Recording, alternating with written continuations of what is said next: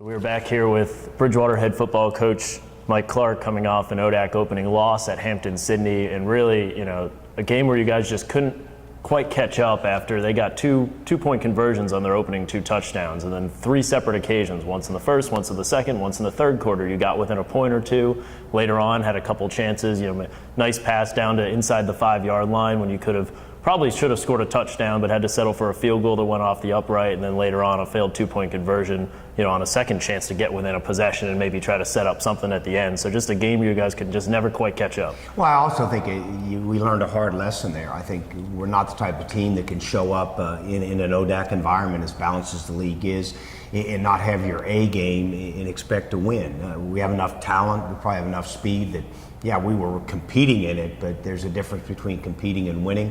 Give Hampton-Sydney credit. I think they used that off week to really kind of improve some things that they had a running game that we weren't ready for.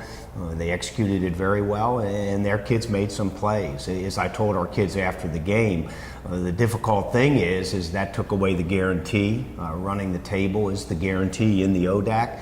But that being said, really all of our long-term goals are still ahead of us. We've reduced our margin for error, but my hope is we've learned something about ourselves, that if we're not playing with energy and edge right from the start, and I thought we were lethargic a little bit out of the gate, and before you know it, you were down 8-0, you might not make it up, and that's certainly what happened on Saturday, and the lesson learned, and my hope is we'll find out this Saturday whether our kids are going to apply the new knowledge that we learned down at Hampton-Sydney on the road. Yeah, that's a perfect way to put it, because your guys did make some plays. I mean, certainly Jay Scroggins made some good throws. I thought there were nice catches by Dakota Schrader, Corey Jokum on the defensive side. You guys caused 4 turnovers, got 2 big 4th down stops, including a really key one, deep in their own territory in the first quarter. But it just wasn't the best tackling effort. It really just seemed like it wasn't the effort that this team is really capable of, that we learned in the first couple of weeks, the level that this team can get to. Well, not just capable of, but necessary of. And you're right. I think our defense did a nice job. I mean, they did force 4 turnovers. Give you an idea, Hampton-Sydney played at a high level. They were -2 in the turnover ratio and won. That doesn't happen a lot. The 2 sudden changes that our defense got put into, they managed. I think our offense, we have to improve. What I call positive field that we got on turnovers, we were 1 for 3 in a conversion rate. You got to be a little bit better than that. And the bottom line is, at this stage in the season, there's enough football ahead of us that good teams can take losing, and it sounds kind of perverse, but you got to find a way to let it make you better, and particularly early in the season.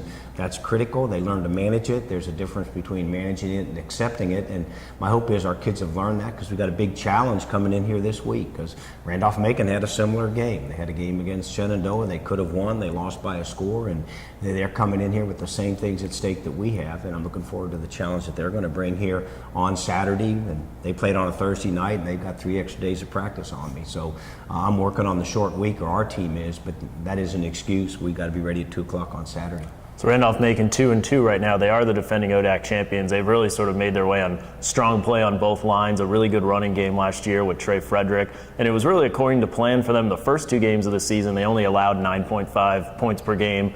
Trey Frederick had over 100 yards per game average, 2 touchdowns. But then the last 2 games, that run-pass ratio has really flipped the other way. And of course, when you're winning, you can run more. When you're losing, you have to pass more. But it seems like in those last 2 losses, especially the 2 weeks ago to Catholic, they maybe got away a little bit from what their strong point is. Well, what they got into, too, they also had quarterback issues. They had a starting quarterback that got hurt. They played 2 different quarterbacks throughout the season, and that impacts how you play some. Hey, Trey Frederick is still a great back, and I really think you have to be prepared. What's Randolph-Macon? When they're backed into a corner, what are they going to hang their hat on? My gut reaction is they're going to hang their hat on a great tailback, carrying the ball 30 times a game and running very hard and playing just aggressive, very frenzied pace on the defensive side of the ball. They're a good football team. As I look at them, they're much like us.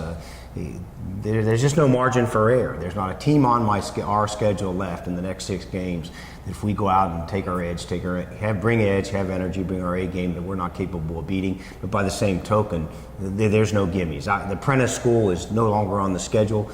If we don't go out there and earn it, nobody in this conference is going to give it to us, and that's going to be our mindset we have to take.